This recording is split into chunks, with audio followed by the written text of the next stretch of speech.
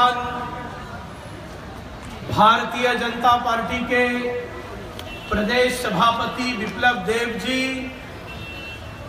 आज के इस कार्यक्रम के प्रमुख अतिथि जो अरुणाचल प्रदेश से आए हैं, अरुणाचल प्रदेश राज्य के अत्यंत लोकप्रिय नौजवान मुख्यमंत्री माननीय श्री पेमा खांडू जी, इस मंच पर बैठा हुआ भारतीय जनता पार्टी त्रिपुरा प्रदेश का जनजातीय नेतृत्व और सामने खड़े हुए बैठे हुए मेरे सारे प्यारे भाई और बहनों, सबको एक प्यार भरा खुलूम खा, एक प्यार भरा खुलूम खा। मैंने सोचा थोड़ा मैं भी कुछ लिखा हुआ पढ़ूं, क्योंकि आपके राज्य का एक मंत्री है, बदनाम मंत्री है, नरेश जमातिया, और उसने कहीं कहा था, ऐसे मुझे किसी ने बताया, ये सुनील देवधर सिर्फ खुलूम खा बोलता है, आगे भी तो बोले। तो मैंने कहा चलो बोलना शुरू करते हैं। तो विप्लव दा ने तो बहुत अच्छा पढ़कर दिखाया, मैं भी सोचा थोड़ा सा आपको कुछ कहूं। नौरोग जतन आशिक हासलानी और अंगजागा फाइमा बागाई जलनन हमबाई टेइलाम सबो, बड़ी दूर से आए हैं, प्यार का तोहफा लाए हैं। मेरे भाई और बहनों, आज राज्य के अनेक लोगों की आंखें खुल गई होगी, जो कहते थे बीजेपी बढ़ तो रहा है, त्रिपुरा में बीजेपी बढ़ तो रहा है, लेकिन सिर्फ प्लेन एरिया में बढ़ रहा है, इनका पहाड़ों के ऊपर कुछ भी नहीं है। पहाड़ों के ऊपर कब्जा तो लाल झंडे का है। माणिक बाबू, आप और आपके एक सांसद जो जनजातीय होने के कारण चुनकर आते हैं, जितेंद्र चौधरी जी, जरा एक बार चोख खोलकर देख लीजिए ये नजारा, कितने जनजातीय यहाँ पर भारतीय जनता पार्टी के साथ खड़े हैं। जहां तक नजर नहीं जाती वहां तक त्रिपुरा के मूल निवासी ही निवासी दिखाई दे रहे हैं। मेरे भाई और बहनों, मैं आप सबका हृदय से फिर एक बार स्वागत करता हूं। ये जो आपने हिम्मत दिखाई है, ये जो आपने अपना पेशेंस दिखाया है, जो पार्टी के साथ आपने कमिटमेंट दिखाया है, चाहे आंधी आए या तूफान, चाहे बरसात रहे या धूप, भारतीय जनता पार्टी के साथ इस राज्य का इंडिजिनियस युवा, महिला, पुरुष सभी के सभी एक साथ खड़े हैं। ये आपकी कमिटमेंट को मैं सलाम करता हूं मेरे भाई और बहनों। इस कमिटमेंट के लिए आपको एक बार हमबाई भी बोलता हूं।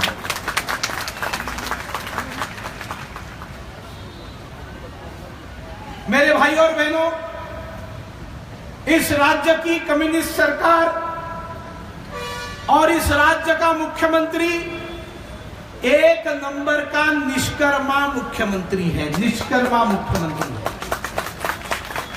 हम हिंदी में उसको निकम्मा कहते हैं। निकम्मा बोलने से थोड़ा बुरा लगता है, निष्कर्मा बोलने से थोड़ा सोफिस्टिकेटेड लगता है।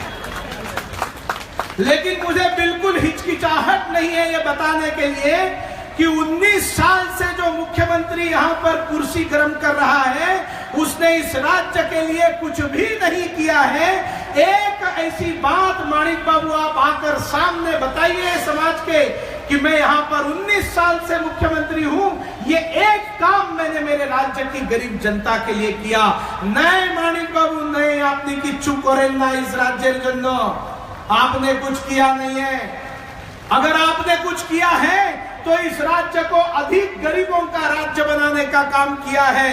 सर्वहारा का भाषण देकर सत्ता में आई हुई सीपीएम इस राज्य के सर्वहाराओं को अति सर्वहारा बनाने का पाप कर रही है। गए कई वर्षों से 25 साल से ये पाप आपका चल रहा है। अब इस पाप का घड़ा भर गया है और सामने बैठा हुआ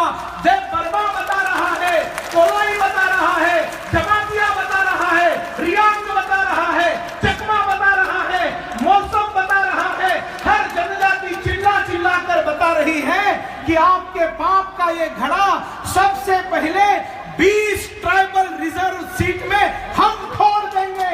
आपकी गिनती इस बार 1 से चालू करनी पड़ेगी आपको। हमारे राज्य के मुख्यमंत्री कोई एक दिन नहीं छोड़ते हैं प्रधानमंत्री की निंदा करने। जिस तरह से ये मुख्यमंत्री निष्कर्मा है, उस तरह से ये मुख्यमंत्री मिथ्यावादी मुख्यमंत्री है। 1 नंबर का मिथ्यावादी मुख्यमंत्री है, जो केंद्र सरकार के बारे में झूठ के ऊपर झूठ, झूठ के ऊपर झूठ बोलते जाता है। गरीब जनजातियों के पास चावल बंद कर दिया, चीनी बंद कर दी, बताकर कि मोदी नहीं दे रहा है, मोदी नहीं दे रहा है। यहां एक राज्य का मुख्यमंत्री बैठा है। सभी मुख्यमंत्री जानते हैं ये पब्लिक डिस्ट्रीब्यूशन सिस्टम जो है, पीडीएस है, जो रेशन में अनाज मिलता है, ये प्रधानमंत्री और केंद्रीय मंत्रालय का काम नहीं है। ये काम राज्य सरकार का काम है। ये मुख्यमंत्री का दायित्व है। चावल हो, चीनी हो, केरोसिन हो, गरीब के पास देना ये राज्य सरकार का काम है। आप बोलते हैं कि मोदी नहीं देता है, मोदी नहीं देता है।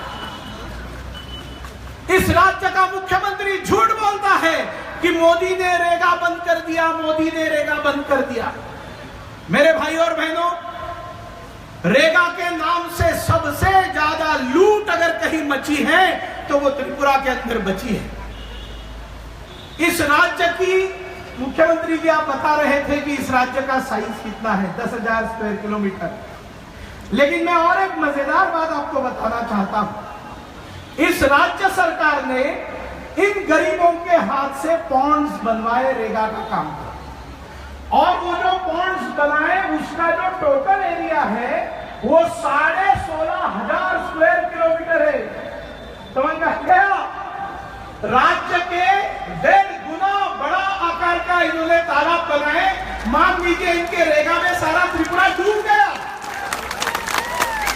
कहां है वो सारे तालाब, कहां है पॉन्ड, कहां है सड़कें? ये गरीब जनजातियों के एरिया में जाकर देखिए, बोर्ड ठोक दिया है पीएमजीएसवाई, प्रधानमंत्री ग्राम सड़क योजना। बोर्ड ठोक दिया है, पीछे सड़क नहीं है, कुछ नहीं है, बोर्ड लगा दिया, पैसा खा गए। इनको ऐसा लगता था कि ये कुछ भी करेंगे, कोई कुछ नहीं कर सकता है। क्यों कोई कुछ नहीं कर सकता है? क्योंकि केंद्र में कांग्रेस थी, क्योंकि केंद्र में मनमोहन सिंह जी थे। मनमोहन सिंह जी जनता को ऐसे हाथ दिखाते थे, एक हाथ पॉकेट में रखकर आते थे। पता था कांग्रेस जेब कतरों की, पॉकेट मारों की पार्टी है। आजू बाजू के कांग्रेसियों से खुद का बटवा बचाने के लिए मनमोहन सिंह हमेशा एक हाथ इधर रखते थे और दूसरा हाथ यो घुमाकर यो आपको संदेश देते थे कि मैं आपको साफ किए बगैर जाने वाला नहीं हूं। साफ किए बगैर सारी तिजोरी के ऊपर सोनिया और राहुल ने डाका डाला। मनमोहन सिंह जी को कुछ पता ही नहीं है, कहते नहीं मैं तो एकदम क्लीन साफ पाक। तब हमारे प्रधानमंत्री जी ने कहा मनमोहन सिंह जी को, करोड़ों रुपए का भ्रष्टाचार हुआ, प्रधानमंत्री कार्यालय से भ्रष्टाचार हुआ मनमोहन सिंह जी, लेकिन आपको पता नहीं ये एक अजीब कला है, बाथरूम में रेनकोट पहनकर नहाने की कला, कि नहा तो रहे हैं, रेनकोट पहने, बदन को कुछ गिला नहीं लग रहा है। इतने पाप हो गए, इतना करप्शन हो गया, आपने कुछ नहीं किया। मैं यहां कहता हूं, ये जो कला है कि बाथरूम में रेनकोट पहनकर कैसे नहाया जाता है, ये कला अगर मनमोहन सिंह जी ने किसी स्कूल में सीखी है तो उस स्कूल का प्रिंसिपल, मुख्याध्यापक, प्रधानाचार्य ये माणिक सरकार जरूर रहा होगा, क्योंकि ये भी बिल्कुल वैसे के वैसे कार्बन कॉपी है। अनेक भालो मानुष, अनेक ईमानदार साइकिल से जाते हैं, ऑटो रिक्शा से जाते हैं, पैदल चलते हैं, महंगी गाड़ी में नहीं बैठते हैं। सब झूठ, सब पाखंड दुनिया में वामपंथी पत्रकार घुमाते रहते हैं। और त्रिपुरा में भी कुछ लोग हैं जिनको कुछ ना कुछ तो फेवर करके उन्होंने ये सारा दुनिया में छपवाया है। अब उनके भी दिन खत्म हो गए माणिक बाबू, और आपके इस पाखंड के दिन भी खत्म हो गए। सारी दुनिया जान गई माणिक सरकार कोई ईमानदार व्यक्ति नहीं है। बेईमानों की बारात लेकर चलने वाला मुख्यमंत्री कभी ईमानदार नहीं हो सकता है। और अगर आप ईमानदार है तो ये बेईमानों की बारात पर आपने कार्रवाई क्यों नहीं की? आपने कार्रवाई नहीं की क्योंकि आप स्वयं ईमानदार नहीं हो। मैं सवाल उठाता हूं माणिक सरकार के ईमानदारी के ऊपर जो नहीं है, और त्रिपुरा वासियों ने अपनी आंखें खोलनी चाहिए, खोली है। मुझे पता है, मैं गली गली घूम रहा हूं, पहाड़ पर जा रहा हूं, मुझे कहीं भी माणिक सरकार जी के बारे में अच्छा सुनने को नहीं मिलता है। मेरे भाइयों और बहनों, माणिक बाबू निंदा करते हैं मोदी जी विदेश जाते हैं, विदेश जाते हैं, ये तो बाहर घूमते हैं। मेरे जनजातीय भाइयों और बहनों, मोदी जी विदेश जो जाते हैं वो हम लोगों के लिए जाते हैं, गरीबों के लिए जाते हैं। आपको पता है मोदी जी 2 बार जापान गए। किसके लिए गए मेरे भाई और बहनों? जापान की अलग अलग कंपनियों को बताया कि हमारे देश के विकास के लिए आप आइए, निवेश कीजिए, आपका पैसा लेकर आइए, यहां पर लगाइए, लोगों को काम मिले, लोगों को नौकरियां मिले, लोगों का जीवन सुकर बने, सुलभ बने, इसलिए आइए। मोदी जी के बुलाने पर जापान की कंपनी जायका ये भारत में आई और पूरे भारत में 13 राज्यों में 13,000 करोड़ रुपए के काम चालू किए। और मैं आज आपको खुशखबरी देना चाहता हूं, मोदी जी के प्रयास से इस बार जायका अगरतला त्रिपुरा में भी आ रही है। जनजाति पहाड़ी अंचल पर जाकर 800 करोड़ रुपए के काम करने वाली है। ये नरेंद्र मोदी जी है। अब ये मिथ्यावादी जितेंद्र चौधरी जी जाएंगे आपको बताने के लिए, ना ना ना ना, एटा मिथ्या को था, मिथ्या को था, ये जायका तो कम्युनिस्ट सरकार ने लाया है। अरे भैया, आपके कौन से कार्ल मार्क्स में लिखा है कि 500-700 करोड़ वाली कंपनियों को चीन से, जापान से, अमेरिका से लेकर आ जाओ? आपके तो विचारधारा में लिखा नहीं है। और अगर आपने बुलाया तो बाकी सारे जो राज्य है, 12 राज्य जिसमें जायका गया, वहां क्या सीपीएम ने बुलाया? ये झूठ बोलेंगे, आप विश्वास मत रखिए। मोदी जी आपके लिए बहुत कुछ करना चाहते हैं।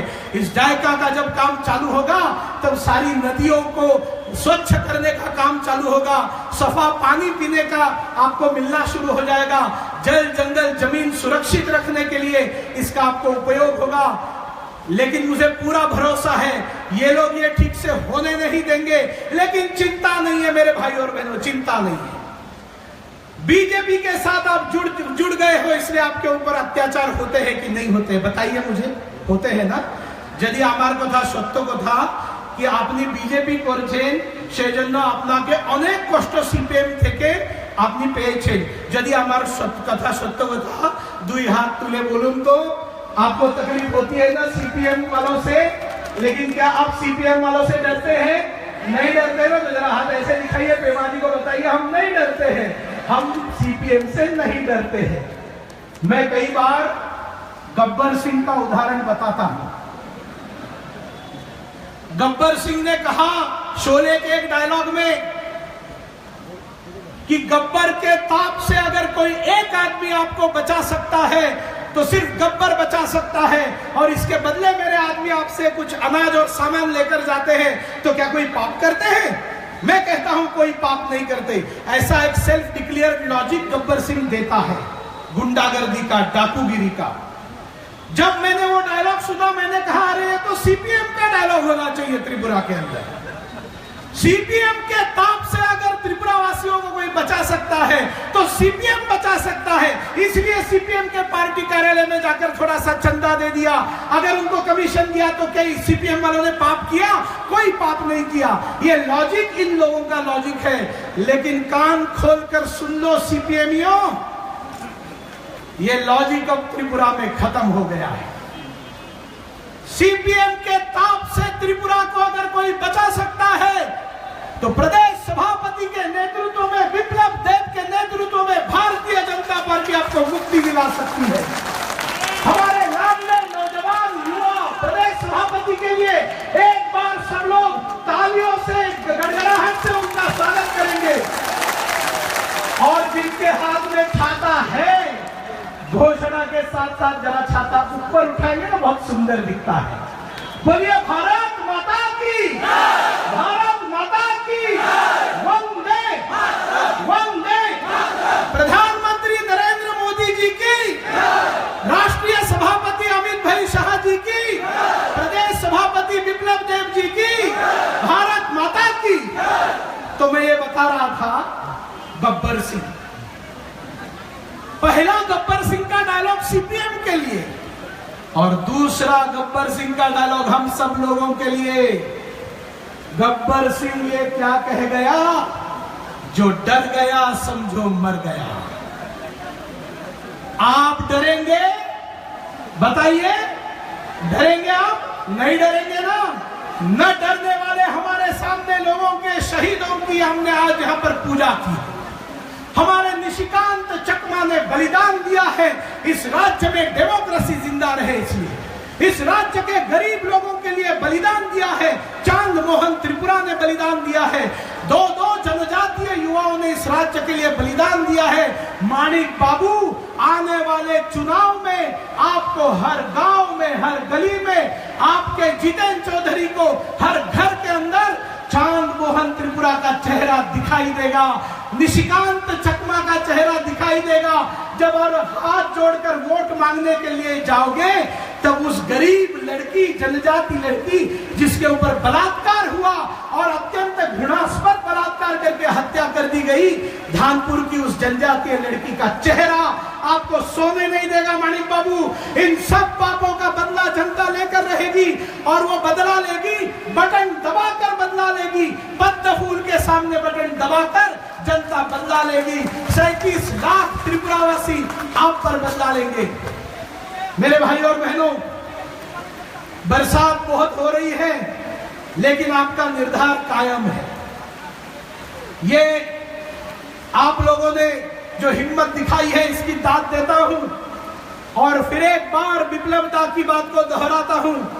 3170 बूथों के ऊपर हमें चुनाव जीतना है। सभी बूथ जीतेंगे, सीपीएम का नामो निशान इस राज्य से खत्म होगा और ये पवित्र कार्य नरेंद्र मोदी जी के नेतृत्व में चलने वाली सरकार जो अच्छे काम कर रही है, नॉर्थ ईस्ट में चुनकर आई हुई हमारी सरकारें जो अच्छा काम कर रही है, हमारे भारतीय जनता पार्टी के राष्ट्रीय अध्यक्ष अमित भाई शाह जी के नेतृत्व में जिस तरह से बीजेपी काम कर रही है, इन सब की मिलीजुली एकजुट से राज्य के कार्यकर्ता, बूथ लेवल के कार्यकर्ता खड़े रहेंगे और उखाड़ कर